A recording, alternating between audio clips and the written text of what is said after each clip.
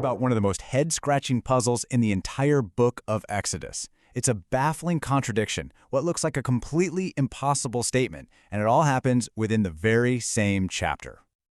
And boom, here it is, the heart of the mystery. On the one hand, verse 11 is crystal clear. God spoke to Moses face to face, like a friend talking to a friend. But then, just 9 verses later, we get the exact opposite. No man can see my face and live. So, which is it? How can both of these things possibly be true? It just doesn't seem to add up. Now, the easy way out is to think, well, maybe it's a mistake. Did God forget what he just said? Is it some kind of ancient typo? But that explanation, honestly, it's just silly. It totally misses the much, much deeper point that's being made here. See, the key thing to get here is that this isn't a mistake.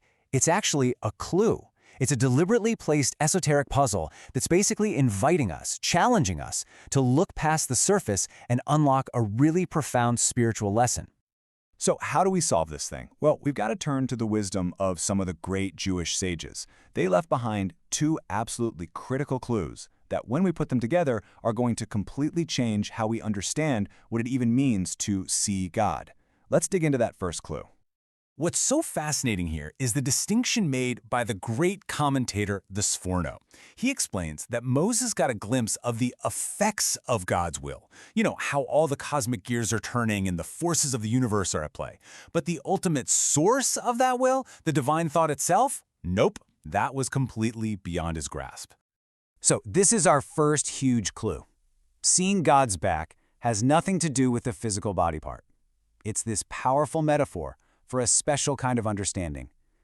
It means you get to see the how of God's actions in the world, but the ultimate why, the very essence of God, that stays hidden. It's like a face you can never fully turn around and see. Okay, now for our second clue.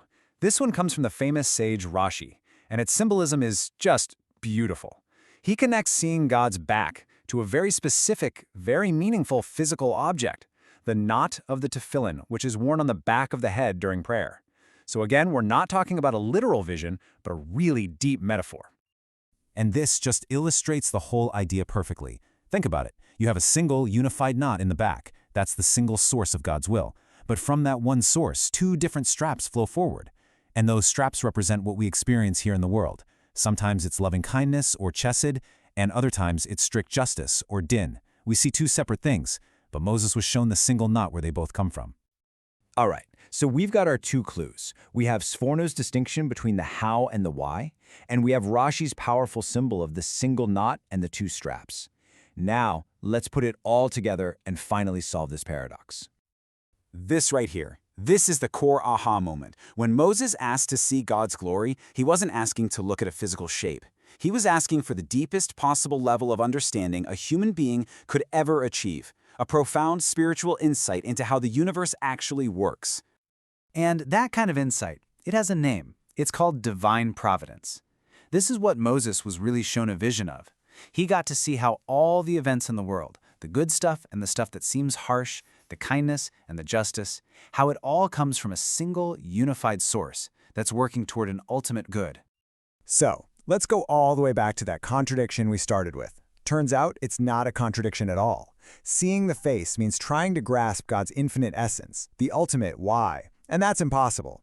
But seeing the back means understanding God's actions within our world, the how of divine providence, and that is the unique vision Moses was given. The 2 verses are just describing 2 totally different levels of perception.